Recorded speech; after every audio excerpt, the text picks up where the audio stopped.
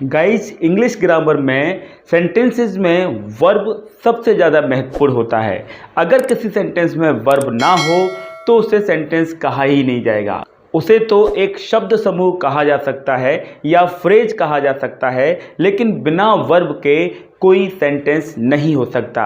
Sentence यानी कि बात, और अगर बात है तो उसमें काम भी जरूर हो रहा होगा। तो वर्ब को कहा जाता है काम या क्रिया। आज के वीडियो में हम पढ़ने वाले हैं वर्ब के बारे में। वर्ब के बारे में आपके मन में कोई भी डाउट हो, वर्ब के काइंड्स के बारे में, वर्ब की फॉर्म्स के बारे में कोई भी डाउट आपके मन में है तो आप इस वीडियो को बिल्कुल लास्ट तक देखते रहिएगा। वर्ब के बारे में कोई भी डाउट आपके मन में बिल्कुल नहीं रह जाएगा, इस बात की मैं गारंटी आपको दे सकता हूं।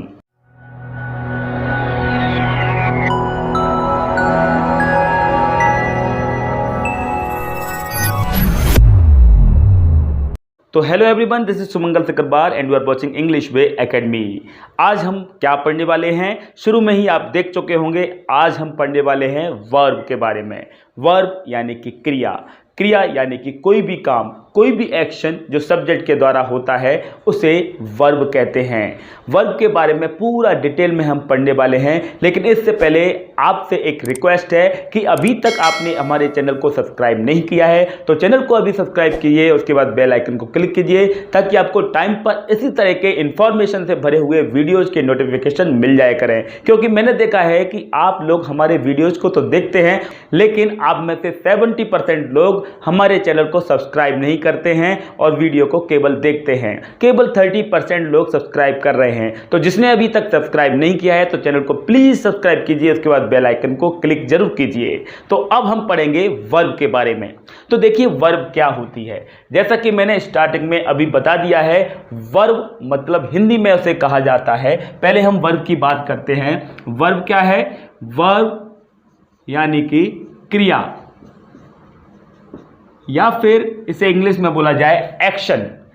An action done by something और समवन।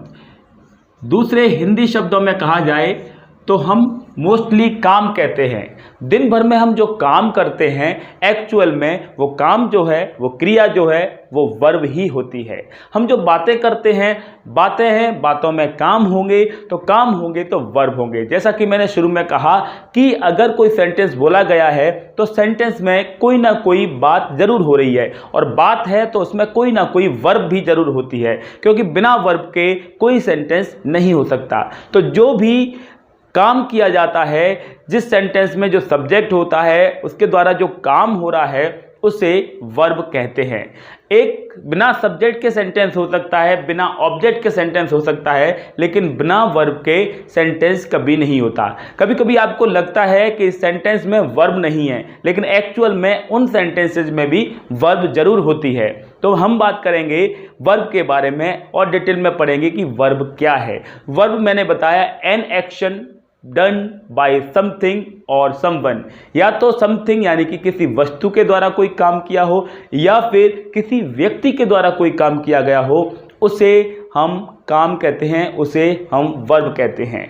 जैसे कि मैंने कहा वह दौड़ता है, तो दौड़ना यहाँ पर काम है। दौड़ना क्या काम है? इसमें काम है। पंखा चलता है तो चलना काम है। टीवी चलती है तो टीवी का चलना काम है। यहाँ पंखे ने काम कर दिया यानी कि वस्तु ने काम कर दिया, टीवी ने काम कर दिया, वस्तु ने काम कर दिया। और वहाँ पर वह दौड़ता है तो वह एक व्यक्ति है तो व्यक्ति ने काम कर दिया।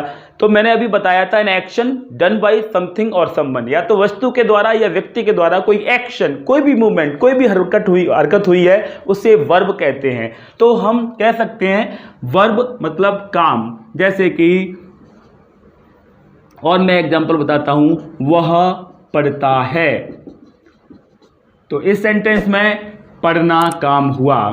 वे रोते हैं, तो इस सेंटेंस में रोना काम हुआ।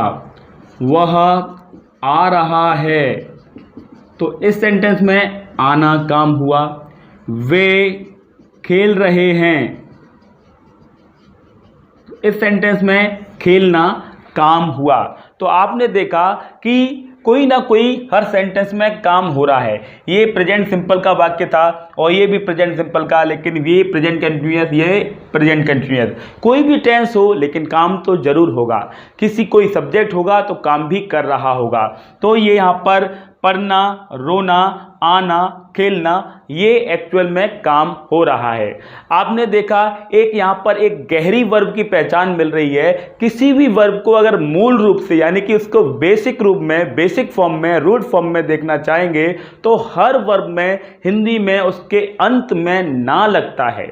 जैसे कि हमने देखा पढ़ना, रोना, आना, खेलना, और आगे जो खेल रहा है, पढ़ रहा है, पढ़ता है, पढ़ चुका है, सोता है, सो चुका है, सोएगा, तो ये जो आ रहे हैं वो टेंस का पहचान बता रहे हैं कि किस टेंस में बात बोली जा रही है। लेकिन एक्चुअल वर्ब क्या हुई? पढ़ना, रोना, आना, खेलना, लिखना, देखना। तो ये जो है हर एक वर्ब में हम ना लगा रहे हैं। तो वर्ब की पहचान एक और हो गई कि उसमें ना लगता है। मैं यहाँ पर बताता हूँ, जैसे कि अभी मैंने बताया पढ़ना, लिखना, सोना, हंसना, जागना, दौड़ना, ये देखिए हर एक में ना लग रहा है। तो वर्ब में ना लगने की संभावना दिखाई देती है। तो वर्ब में ना लग गया तो वो जो शब्द है उसमें लास्ट में ना लग गया वो वर्ब होती है। किसी भी सेंटेंस में वर्ब की पहचान इस तरह से की जा सकती है, लास्ट में ना लगता है। अब टेंस के अकॉर्डिंग ये पढ़ना किसी टेंस में जाके पढ़ता है हो सकता है, पढ़ती है सब्जेक्ट के अकॉर्डिंग हो सकता है, पढ़ते हैं हो सकता है, या फिर पढ़ रहा है हो सकता है, लिख रहा है हो सकता है, लिखेगा हो सकता है, या लिख चुका है हो सकता है। तो ये डिपेंड करता है टेंस पर। ये जो पहचान बदली, पढ़ता है, पढ़ेगा, पढ़ रहा है, ये टेंस बता रहा है। एक्चुअल में वो वर्ब जो थी वो पढ़ना थी। तो ये हुई वर्ब। आई होप आपको समझ में आ चुका होगा कि वर्ब क्या होती है। हम बात करेंगे वर्ब के टाइप्स के बारे में, वर्ब के काइंड्स के बारे में बात करेंगे। देखिए वर्ब के काइंड्स, काइंड्स कहिए या टाइप्स कहिए, काइंड्स या फिर टाइप्स ऑफ वर्ब, मतलब क्या हुआ? मतलब क्रिया के प्रकार, क्रिया के प्रकारों के बारे में समझेंगे, वर्ब के काइंड्स के बारे में समझेंगे। ठीक है, टाइप्स ऑफ वर्ब। तो मोस्टली वर्ब केवल दो ही प्रकार की होती है। वर्ब कितने प्रकार की होती हैं? केवल दो प्रकार की होती हैं। एक्शन वर्ब, पहली वर्ब हुई एक्शन वर्ब, ठीक है, और दूसरी वर्ब हुई आपकी हेल्पिंग वर्ब। यहां लिख देता हूं मैं हेल्पिंग वर्ब। तो एक्शन वर्ब, एक्शन वर्ब मतलब जो काम हो रहा है, मेन वर्ब। एक्शन वर्ब को मेन वर्ब भी कह सकते हैं। आपने मेन वर्ब और हेल्पिंग वर्ब सुना होगा। तो मेन वर्ब जिसे कहते हैं एक्चुअल में वो एक्शन वर्ब ही होती है। तो एक्शन वर्ब या फिर इसे मेन वर्ब कहा जाए। किसी भी सेंटेंस में जो काम हो रहा है वो एक्शन वर्ब है। काम हो रहा है वही उसमें एक्शन हो रहा है, तो वही वर्ब होती है। मैंने लिखा पढ़ना, लिखना, सोना, हंसना, जागना, दौड़ना, ये जो है खेलना, ये क्या है? ये एक्शन वर्ब है। तो अब मैं यहां लिख देता हूं प्ले, खेलना, राइट, लिखना, थिंक, सोचना, ईट, खाना, ब्रिंग, लाना। तो ये क्या है? एक्शन वर्ब हैं, ये हैं वर्ब। अब हेल्पिंग वर्ब क्या होती है? हेल्पिंग वर्ब का मतलब होता है सहायक क्रिया। इसका मतलब है एक्शन का वर्ब मतलब मेन वर्ब, मुख्य क्रिया। हेल्पिंग वर्ब मतलब सहायक क्रिया। जैसा कि नाम में क्लियर हो रहा है, सहायक क्रिया। क्यों इसे सहायक क्रिया कहा जाता है? ऐसी वर्ब जो किसी मेन वर्ब यानी कि एक्शन वर्ब में लगकर ये बताती है कि टेंस कौन सा है। जिस तरह से आप देखते हैं कि हिंदी में हम पहचानते हैं ताहे तिये ते है लास्ट में आ जाता है, रहा है रही है रहे है लास्ट में आ जाता है, चुका है चुकी है चुके है लास्ट में आ जाता है, या फिर चुका था चुके थे लास्ट में आ जाता है, या ये लास्ट में आ जाता है, गागे गे लास्ट में आ जाता है। इससे हम पहचान करते हैं कि टेंस कौन सा है। फिर प्रेजेंट सिंपल है, पास्ट सिंपल है, फ्यूचर सिंपल है, प्रेजेंट परफेक्ट है, प्रेजेंट कंटिन्यूअस है, कौन सा टेंस है, ये पहचान बताने का ये काम करते हैं लास्ट के जो वर्ड्स होते हैं। लेकिन इंग्लिश में पहचाना जाता है कैसे? इंग्लिश में हेल्पिंग वर्ब सहायता करती है, वहाँ तायती है, रहा है रही है सहायता करती है टेंस बताने में, और इंग्लिश में हेल्पिंग वर्ब हेल्प करती है ये बताने में कि टेंस कौन सा है। वर्ब तो उसमें आ जाएगी, पढ़ना आ जाएगी, लिखना आ जाएगी, खेलना आ जाएगी, लेकिन ये टेंस कौन सा है, कौन से टेंस में, मतलब टेंस माने समय, कौन से समय में बात चल रही है ये बताती है हेल्पिंग वर्ब। इसलिए इस वर्ब की ये सहायता करती है ये बताने में कि कौन से टेंस में बात चल रही है, उसे कहते हैं हेल्पिंग वर्ब यानी कि सहायक क्रिया। जैसे कि हम कहते हैं यहाँ पर हेल्पिंग वर्ब में do, does, did, is, am, are, was, were, will। तो ये हैं हेल्पिंग वर्ब, इनको ऑक्सिलरी वर्ब कहते हैं। ऑक्सिलरी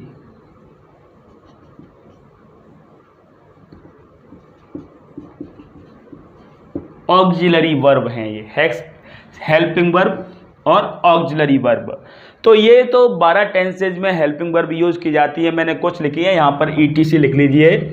मतलब 12 टेंसेज में जो हेल्पिंग वर्ब यूज की जाती है, जैसे कि प्रेजेंट सिंपल में डू डज यूज करते हैं, पास्ट सिंपल में डिड यूज करते हैं, फ्यूचर सिंपल में विल यूज करते हैं। ठीक उसी तरह से आगे वाले टेंसेज में इज, एम, आर, वॉज, वर या हैज़, हैव को यूज करते हैं, हैड को यूज करते हैं। तो ये जो होती हैं वो होती हैं हेल्पिंग वर्ब, जो इसके पहले वर्ब से पहले लगाई जाती हैं, और ये सहायता करती हैं इस वर्ब की ये बताने में कि टेंस कौन सा है। तो 12 टेंसेज में जो यूज की जाती हैं वो होती हैं ऑक्सिलरी, और 12 टेंसेज से हटकर जो यूज की जाएंगी, टेंस से अलावा भी कुछ बातें हम यूज करते हैं, कुछ सेंटेंस बोलते हैं और वर्ब से पहले कुछ और लगाते हैं, उसे कहते हैं मॉडल ऑक्सिलरी। ठीक है, उसे क्या कहते हैं? मॉडल ऑक्सिलरी, मतलब मॉडल सहायक क्रियाएं कह सकते हैं। तो इस कैटेगरी में आपने मॉडल भी सुन रखे होंगे, can, could, may, might, should, must, would.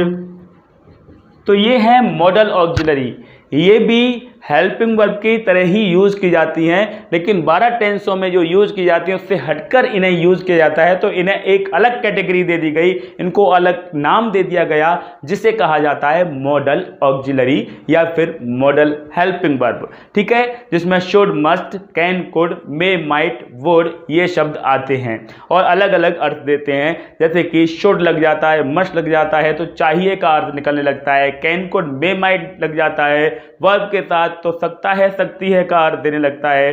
तो ये हमें डिटेल में ये पढ़ने पड़ेंगे। अगर आपने टेंस नहीं पढ़े हैं तो टेंस मैं पहले भी पढ़ा चुका हूं पिछले वर्षों में, और अभी भी मैं 8 बजे एक ऑनलाइन क्लास ले रहा हूं लगातार 90 डेज की स्पीकिंग की क्लास, उसमें टेंसेस चालू हो चुके हैं, प्रेजेंट सिंपल टेंस में करा चुका हूं, तो आप वहां देख सकते हैं।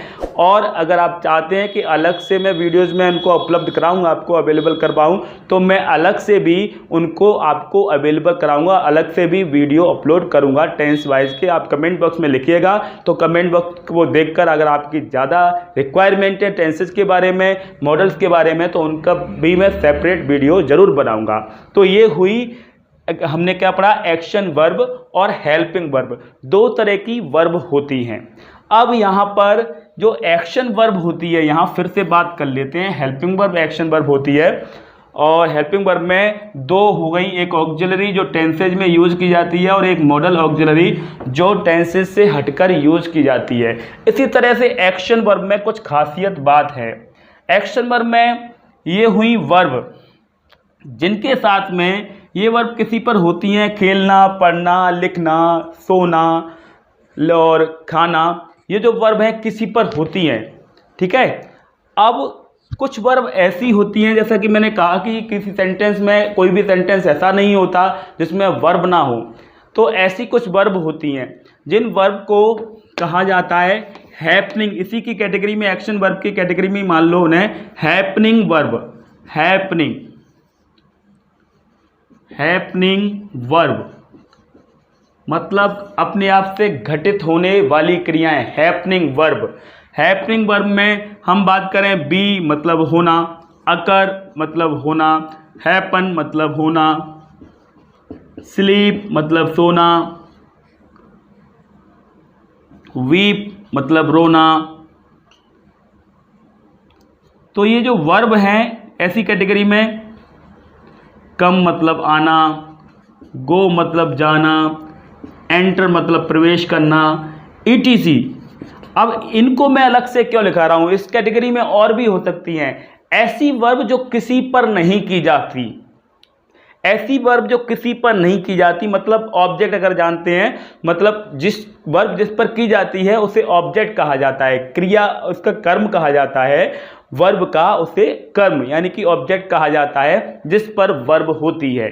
जैसे कि मैं उसे 10 रुपये देता हूं, तो यहां पर देना वर्ब है और देना किस पर हो रहा है, उस पर, क्योंकि उसे दिए जा रहे हैं, और 10 रुपये पर, क्योंकि 10 रुपये दिए जा रहे हैं। तो दोनों पर हो रहा है, तो दोनों ऑब्जेक्ट हुए। लेकिन गौर करें, देना, अभी मैंने लिखा देना, रीड पढ़ना, लिखना, खेलना, हंसना, जागना, ये दौड़ना, हंसना इसमें अलग हो गई, हंसना इस कैटेगरी में आ जाएगी हैपनिंग वर्ब में।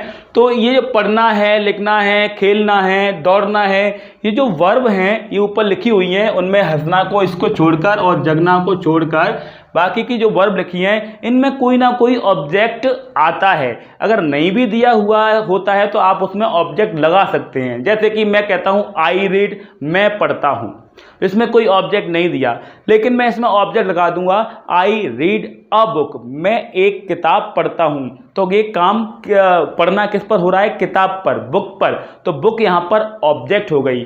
ठीक उसी तरह से मैंने लिखना लिखा, तो लिखना वर्ब है, लिखना मतलब राइट। अगर मैं कहता हूं शी राइट्स, वह लिखती है, तो लिखने में कोई ऑब्जेक्ट दिया नहीं है, लेकिन मैं इसमें ऑब्जेक्ट लगा सकता हूं, शी राइट्स अ लेटर, वह एक पत्र लिखती है, तो पत्र यहां पर ऑब्जेक्ट बन गया, पत्र क्या बन गया, ऑब्जेक्ट बन गया। ऐसे ही खेलना, शी प्लेज, वह खेलती है, यहां ऑब्जेक्ट नहीं है लेकिन ऑब्जेक्ट लगाया जा सकता है, शी प्लेज क्रिकेट, तो क्रिकेट यहां पर ऑब्जेक्ट बन गया। ठीक इसी तरह से दौड़ना, दौड़ने का भी, इसका भी ऑब्जेक्ट नहीं दिया होगा। तो ये ऐसी वर्ब जिनमें ऑब्जेक्ट दिए होते हैं वो नॉर्मल एक्शन वर्ब्स होती हैं, लेकिन जिनमें ऑब्जेक्ट दिए नहीं होते, और मैंने अभी कहा इनमें तो ऑब्जेक्ट लगाए जा सकते हैं। अब मैं कह रहा हूं कि ऐसी वर्ब जिनमें ऑब्जेक्ट नहीं दिए होते या फिर अपने मन से भी नहीं लगा सकते आप, ऐसी वर्ब स्वयं में होती हैं, घटित होती हैं, ये किसी वस्तु या व्यक्ति पर नहीं होती, ऐसी वर्ब को हम हैपनिंग वर्ब कहते हैं। इनमें कभी भी कोई भी ऑब्जेक्ट नहीं लगाया जा सकता। ठीक है, तो ये क्या हुआ, यहां इस कैटेगरी में आ गया बी, होना। बी की फॉर्म बनती है as am are was were, जैसे कि शी इज अंकिता, वह अंकिता है, इसमें कोई ऑब्जेक्ट नहीं बनेगा। शी इज अंकिता, अंकिता एक रेस्ट और एक्स्ट्रा वर्ड हो जाएगा, शी इज अंकिता। इज यहां पर मेन वर्ब का काम कर रही है, जो कि बी का रूप है, होना का अर्थ दे रही है, होना। तो इसमें कोई भी ऑब्जेक्ट नहीं लगाया जा सकता। ऐसे ही अकर मीन्स भी होना होता है, तो इसमें भी कोई ऑब्जेक्ट नहीं लगाया जा सकता, आएगा नहीं तो लगा भी नहीं सकते। ऐसे ही हैपन, ऐसे ही स्लीप, वह सोता है, सोना में भी कोई वर्ब नहीं लगाई जा सकती। वह जाता है, जाना में भी कोई ऑब्जेक्ट नहीं लगाया जा सकता। ठीक है, और अगर मैं कहता हूं वह रोता है, तो रोना में भी कोई ऑब्जेक्ट नहीं लगाया जा सकता। वह आता है, आना में भी कोई ऑब्जेक्ट नहीं लगाया जा सकता। वह एंटर यानी कि प्रवेश करता है, इसमें भी कोई ऑब्जेक्ट नहीं लगाया जा सकता। तो जिसमें ऑब्जेक्ट नहीं लगाया जा सकता, नहीं दिया हो तो अपने मन से लगा भी नहीं सकते। ऑब्जेक्ट का काम, एक वर्ब जो होती है ऑब्जेक्ट पर नहीं होती, ये घटित होती हैं अपने आप में, ऐसी वर्ब्स को हैपनिंग वर्ब्स कहते हैं। तो ये कैटेगरी हुई हैपनिंग वर्ब्स कहते हैं। अब वैसी वर्ब जिनमें ऑब्जेक्ट लगाए जा सकते हैं, वैसी वर्ब जिनमें ऑब्जेक्ट लगाए जा सकते हैं, उन वर्ब्स की दो कैटेगरी होती हैं, उन वर्ब के को दो पार्ट्स में बांटा गया है। पहला पार्ट है इसमें ट्रांसिटिव वर्ब, ट्रांसिटिव वर्ब, इसको मैं आगे से साफ कर देता हूं, यहां पर आपको पता पड़ गया हेल्पिंग वर्ब क्या होती है। पहला पार्ट है ट्रांसिटिव वर्ब और दूसरा पार्ट है इंट्रांसिटिव वर्ब। इसे हिंदी में कहा जाता है सकर्मक क्रिया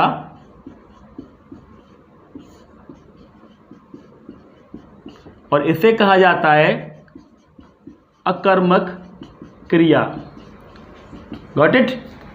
सकर्मक क्रिया और अकर्मक क्रिया ऐसा सेंटेंस या फिर सेंटेंस में दी गई ऐसी वर्ब जिसमें ऑब्जेक्ट दिया है, ठीक है, जिसमें ऑब्जेक्ट दिया है। अभी मैंने एक काइंड बताया हैपनिंग वर्ब, उसमें तो ऑब्जेक्ट हो ही नहीं सकता, ठीक है, नहीं दिया है तो मन से लगा नहीं सकते, ठीक है। तो जिनमें लगा सकते हैं, नहीं दिया है तो लगा सकते हैं, ऐसी वर्ब जो होती हैं वही ट्रांसिटिव और इंट्रांसिटिव होती है, मतलब सकर्मक जिसमें ऑब्जेक्ट दिया है, अकर्मक जिसमें ऑब्जेक्ट नहीं दिया है। ट्रांसिटिव ऐसी वर्ब जिसमें ऑब्जेक्ट दिया हुआ है, इंट्रांसिटिव वर्ब ऐसी वर्ब जिसमें ऑब्जेक्ट नहीं दिया है। जैसे मैं एक एग्जांपल से ही समझा देता हूं, शी रीड्स अ बुक, वह एक किताब पढ़ती है। तो यहाँ पर रीड माने पढ़ना होता है, रीड वर्ब है पढ़ना, और पढ़ना किस पर हो रहा है? बुक पर। यह आपको दिखाई नहीं दे रहा, मैं इसको अलग से लिख देता हूँ, अ बुक।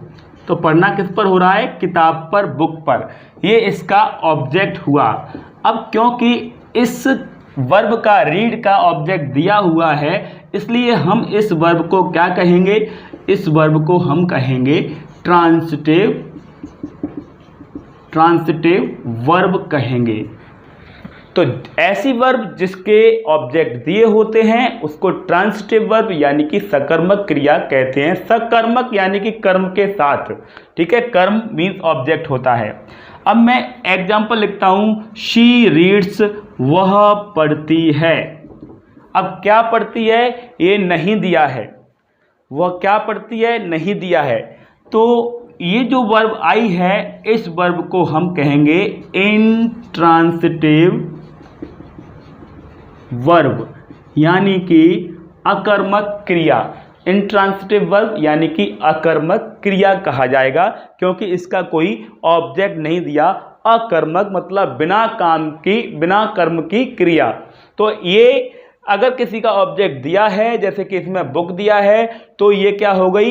ये हो गई सकर्मक क्रिया यानी कि ट्रांसिटिव वर्ब। ऑब्जेक्ट नहीं दिया है तो वो हो गई अकर्मक क्रिया यानी कि इंट्रांसिटिव वर्ब। इस कैटेगरी में और भी कुछ एग्जाम्पल मैं आपको बता देता हूँ। देखिए, एक्शन वर्ब में ही होती हैं ये। हेल्पिंग वर्ब तो इज, एम आर, वॉज, गब, वर, डिड, डू, डज, ये जो हैं केवल हेल्प करती हैं टेंस बताने में कि टेंस कौन सा है। हेल्पिंग वर्ब मेन वर्ब के साथ लगाई जाती है, बाकी हेल्पिंग वर्ब का कोई भी अर्थ नहीं होता। लेकिन एक्शन वर्ब है जो मेन कर्म क्रियाएं होती हैं, पढ़ना, लिखना, सोना, जागना, इन क्रियाओं में कैटेगरी होती है एक हैपनिंग वर्ब, घटित होने वाली क्रियाएं, अपने आप होना, बी, कम, गो, हैपन, टेक प्लेस, अकर।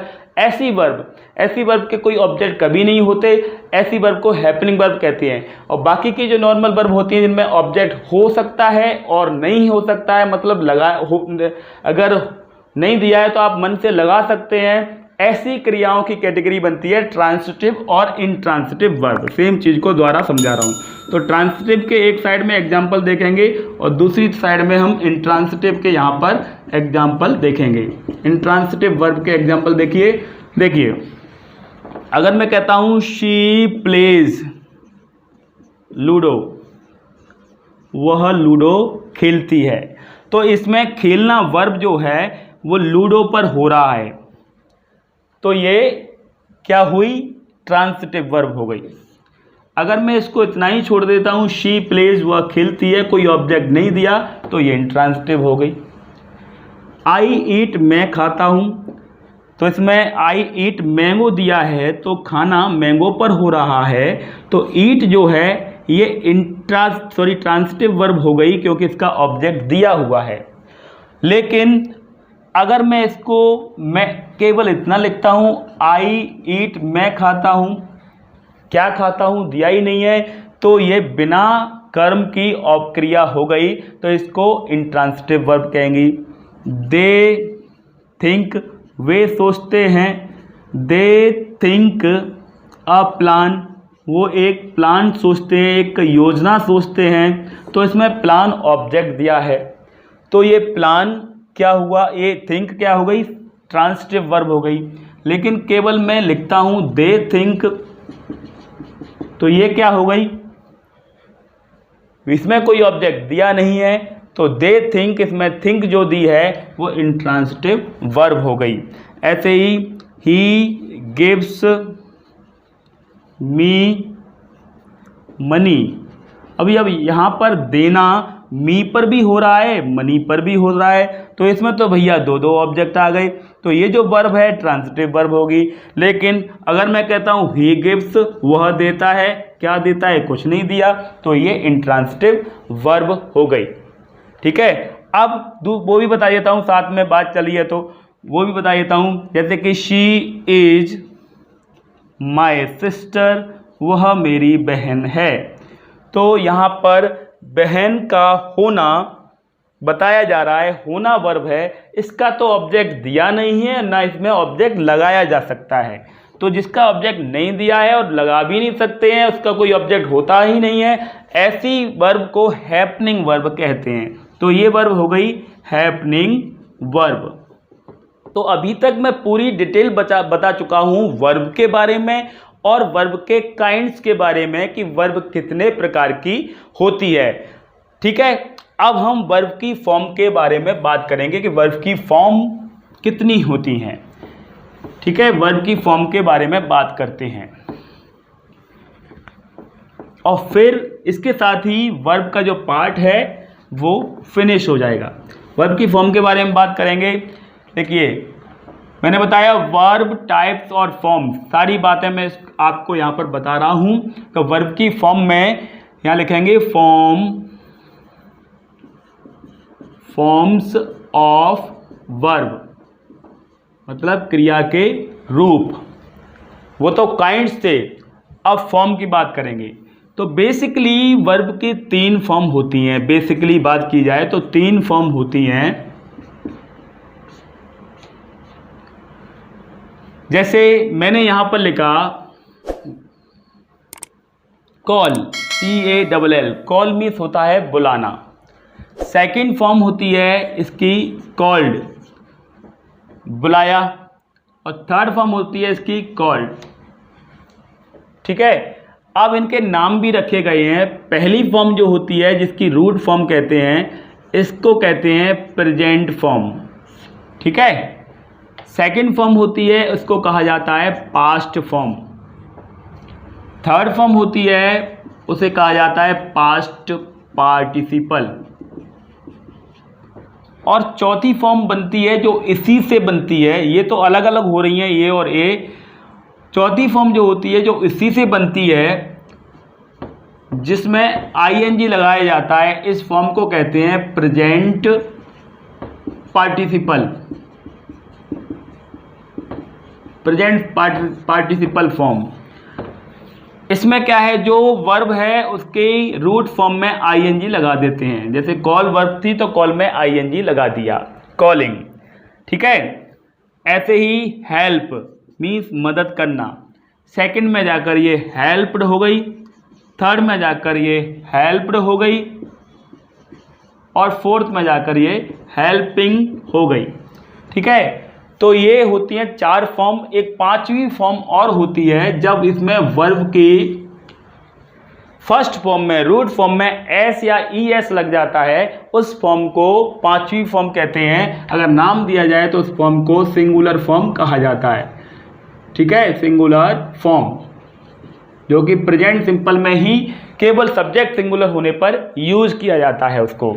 तो यहाँ पर ये 5वीं फॉर्म में कॉल आकर क्या हुई, कॉल्स हो गई। और हेल्प आके क्या हुई, हेल्प्स हो गई। तो ये है हमारी 5 फॉर्म, जिसमें पहली को प्रेजेंट फॉर्म, दूसरी को पास्ट फॉर्म, और तीसरी को पास्ट पार्टिसिपल फॉर्म, और चौथी फॉर्म को प्रेजेंट पार्टिसिपल कहेंगे, और पांचवी फॉर्म को सिंगुलर फॉर्म कहा जाता है। अब इसमें फॉर्म आपने देखा, इस फॉर्म में भी कैटेगराइज दिया गया है कि फॉर्म जिनकी सेकंड और थर्ड फॉर्म आईएनजी तो लगती ही है, जिनकी सेकंड फॉर्म और थर्ड फॉर्म ईडी लगाने से बदल जाती है। इनकी सेकंड फॉर्म और थर्ड फॉर्म के लिए केवल एक नियम बनाया है कि लास्ट में ईडी लगा दो, और पहले से ही ई है तो डी लगा दो। लास्ट में ई लगा दो, पहले से ही उसमें ई है, लास्ट वर्ड दिया है, तो डी लगाने से फॉर्म बदल जाती है, सेकंड हो जाती है और थर्ड हो जाती है। इस तरह की फॉर्म को कहा जाता है रेगुलर वर्ब।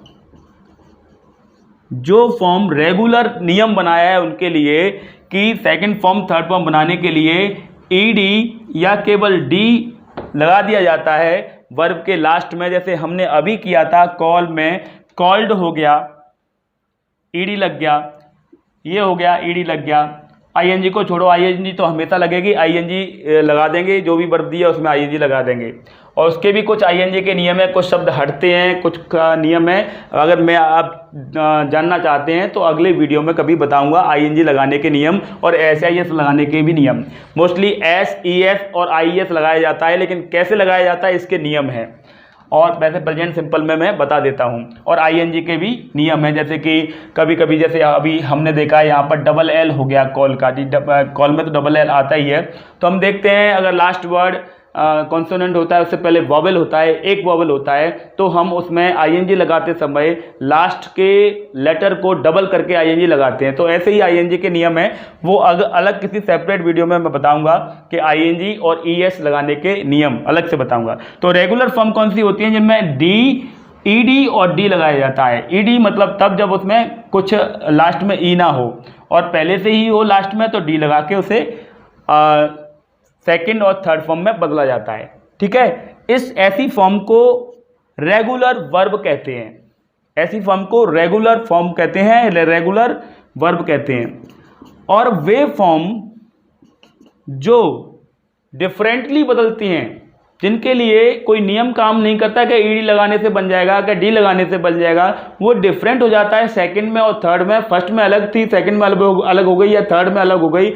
ऐसी फॉर्म को कहा जाता है इर्रेगुलर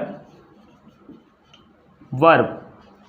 क्या कहा जाता है, इर्रेगुलर वर्ब, मतलब हिंदी में नियमित क्रियाएं, क्योंकि नियमित एक नियम है उसका, और इर्रेगुलर वर्ब जो डिफरेंटली बदलती हैं। जैसे कि मैंने यहाँ पर फर्स्ट फॉर्म में गो लिखा और सेकंड में जाके गो का फॉर्म बदलता है वेंट, और थर्ड में जाके ये गॉन हो गया, बिल्कुल अलग हो गया। तो ऐसी फॉर्म को कहा जाता है। या फिर ऐसा हो सकता है कि फर्स्ट में अलग है, सेकंड थर्ड में एक ही हो गई, तो ये इर्रेगुलर वर्ब की कैटेगरी में आती हैं। ये क्लियरिटी हो गई। तो इर्रेगुलर वर्ब, आपके लिए खुशी की बात ये है कि मोस्ट ऑफ जो वर्ब होती हैं, इसमें घबराने की बात है कि इनको कहाँ से याद करेंगे, कितना याद करेंगे। तो जो ज़्यादातर वर्ब होती हैं, ज़्यादातर जो वर्ब होती हैं वो रेगुलर वर्ब होती हैं, मतलब उनमें ईडी और डी लगाने से बदल जाता है। ज़्यादा वर्ब की बात करें तो लगभग 97 से 98% तक की वर्ब जो होती हैं वो ईडी लगाने से सेकंड और थर्ड फॉर्म में बदलती हैं। ठीक है, सेकंड और थर्ड फॉर्म में बदलती हैं। तो 3 या 2% वर्ब ऐसी होती हैं जो डिफरेंटली बदलती हैं, उन्हें कहते हैं इर्रेगुलर वर्ब। तो यहाँ पर वर्ब की फॉर्म और जो डे टू डे यूज में वर्ब यूज की जाती हैं, उन फॉर्म को रेगुलर और इर्रेगुलर दोनों तरह की फॉर्म के लिए एक सेपरेट वीडियो में लेके आऊँगा, और आपको कमेंट में लिखिएगा कि आप ऐसे वीडियो के लिए इंटरेस्टेड हैं या नहीं। कौन कौन सी वर्ब हमें रोज़ ज़रूरत पड़ती है, तो लगभग आपको बहुत सारी वर्ब जो रोज़ ज़रूरत पड़ती हैं, ऐसी वर्ब में के लिए अलग वीडियो लेके आऊँगा, जिसमें रेगुलर वर्ब अलग बताऊँगा, इर्रेगुलर वर्ब अलग बताऊँगा। तो अगले वीडियो में किसी में उसके बारे में चर्चा करेंगे। तो आज हमने क्या सीखा कि वर्ब क्या होती है, वर्ब के काइंड्स कितने होते हैं, फॉर्म्स कितने होते हैं, जिसमें मैंने बताया फिर एक बार रिवीजन करा देता हूं, कहीं आप भूल ना जाएं। तो इसमें रिवीजन ये है कि वर्ब मतलब किसी के द्वारा किया गया काम, an action done by something और समवन। मैंने कहा कि वर्ब ही जान होती है किसी सेंटेंस में, किसी बात में। अगर वर्ब ना हो तो सेंटेंस नहीं कहा जा सकता। तो वर्ब होती है मेन। तो किसी सेंटेंस में जो काम हो रहा है वो है वर्ब। और वर्ब के मेनली दो काइंड्स होते हैं। एक एक्शन वर्ब जो हम बोलते हैं पढ़ना लिखना सोना जागना, उसे कहते हैं एक्शन वर्ब, ठीक है। और देखो एक और बात निकल के आई कि वर्ब में, मैंने पहले भी बताया था स्टार्टिंग में कि वर्ब की पहचान किसी सेंटेंस में ऐसे होती है कि किसी वर्ब में लास्ट में ना लगता है। खेलना, पढ़ना, सोना, रोना, जागना, तो ये है एक्शन वर्ब। और एक होती है helping verb. Helping verb verb की मदद करती है ये बताने में कि टेंस कौन सा है, ठीक है। हेल्पिंग वर्ब में दो कैटेगरी बता दी। जो टेंसेज में यूज होती है वो ऑक्सिलरी वर्ब हो गई, जैसे do, does, is, am, are, was, were, will, ये शैल, हैज, हैव, हैड, ये हेल्पिंग वर्ब हो गई जो टेंसेज में यूज होती है ऑक्सिलरी वर्ब। और बाकी के मॉडल ऑक्सिलरी जो अलग से यूज होती हैं, टेंस से हटकर यूज होती हैं, जैसे कि कैन, कुड, मे, माइट और शुड, मस्ट, ये हो गई। तो ये हो गई हेल्पिंग वर्ब दो कैटेगरी में, ऑक्सिलरी और मॉडल ऑक्सिलरी। और एक्शन वर्ब में मैंने आपको बताया, एक्शन वर्ब में एक वर्ब ऐसी होती है हैपनिंग वर्ब जिसमें कभी ऑब्जेक्ट ही नहीं आ सकता, जैसे कि कम, गो, हैपन, टेक प्लेस, अकर, स्लीप, वीप, एंटर, बी, होना। जो होना का अर्थ देती हैं हैपनिंग मतलब एकदम से घटित होती हैं, किसी ऑब्जेक्ट पर नहीं होती, किसी वस्तु या व्यक्ति पर नहीं होती, ऐसी वर्ब को हैपनिंग वर्ब कहते हैं। ये वर्ब ट्रांसिटिव या इंट्रांसिटिव नहीं होती, ये अलग ही कैटेगरी है जिसे हैपनिंग वर्ब का नाम दिया गया। और एक वर्ब होती है ये एक्शन वर्ब, जैसे कि मैंने बताया पढ़ना, लिखना, सोना तो उसमें आ गई हैपनिंग वर्ब में। तो एक मैंने बता दिया कि पढ़ना, लिखना, सोचना और मांगना, खरीदना। तो ये जो वर्ब ऐसी हैं इनके साथ में ये वर्ब किसी पर होती हैं, इनके साथ में ऑब्जेक्ट दिया है तो वो ट्रांसिटिव वर्ब हो जाएगी, मतलब सकर्मक क्रिया। ऑब्जेक्ट नहीं दिया है तो वो इंट्रांसिटिव वर्ब हो जाएगी, अकर्मक क्रिया। तो देखिए पूरा रिवीजन फिर से करा दिया है। और इस वर्ब की फॉर्म के बारे में, वर्ब की जितनी फॉर्म होती है उनमें से कलेक्शन निकाल के आपके लिए जो जरूरी यूज की जाती है डे टू डे लाइफ में, या फिर ज़्यादातर आपके लिखने में जिन वर्ब का ज़्यादा यूज होता है, ऐसी वर्ब को मैं अलग से वीडियो लेके आऊँगा। मैंने वहाँ पर एक कैटेगरी निकाल दी, वर्ब की फॉर्म बताई मैंने। वर्ब की 3 फॉर्म होती हैं, प्रेजेंट फॉर्म, पास्ट फॉर्म और पास्ट पार्टिसिपल फॉर्म। और आईएनजी फॉर्म को प्रेजेंट पार्टिसिपल कहते हैं, एसआईएस लग जाती है उसको सिंगुलर फॉर्म कहते हैं। तो 3 फॉर्म में जब ईडी लगाकर या डी लगाकर बदलती हैं सेकंड या थर्ड फॉर्म, उसको रेगुलर वर्ब कहते हैं। ऐसी वर्ब सबसे ज़्यादा होती है, 98% होती हैं। और जो वर्ब बिल्कुल बदल जाती हैं, सेकंड में अलग होती हैं, थर्ड में अलग हो जाती हैं, जैसे गो, वेंट, गॉन। गो फर्स्ट में था, सेकंड में जाके वेंट हो गया, थर्ड में जाके गॉन हो गया। ऐसी वर्ब को हम कहते हैं इर्रेगुलर वर्ब। तो इर्रेगुलर वर्ब के वर्ब बहुत कम होती हैं, तो याद करना बड़ा आसान है। केवल 2% या 3% इर्रेगुलर वर्ब जितनी वर्ब होती हैं उनमें से इर्रेगुलर वर्ब होती हैं। तो इर्रेगुलर और रेगुलर वर्ब के बारे में सेपरेट वीडियो मैंने जैसा कि बताया लेके आऊँगा और कलेक्शन करके लाऊंगा आपके लिए, जो बहुत ज़्यादा यूज किए जाते हैं। तो ये थी वर्ब्स। वर्ब क्या होती हैं, वर्ब के काइंड्स क्या होते हैं, वर्ब की फॉर्म क्या होते हैं, ये मैंने आपको पढ़ाया। इस वीडियो के बारे में या फिर वर्ब के बारे में कोई भी डाउट आपके मन में अभी भी रह गया है तो नीचे कमेंट बॉक्स में लिखिए, मैं उसका जवाब आपको जरूर दूंगा। ये वीडियो कैसा लगा कमेंट बॉक्स में जरूर बताइएगा। अगर अच्छा लगा हो तो लाइक जरूर कीजिएगा, और अगर आप फर्स्ट टाइम हमारे चैनल पर आए हैं तो चैनल को सब्सक्राइब कीजिए, उसके बाद बेल आइकन को क्लिक कीजिए ताकि आपको टाइम पर हमारे वीडियो के नोटिफिकेशन मिल जाए करें। So that's enough for today, thanks for watching video.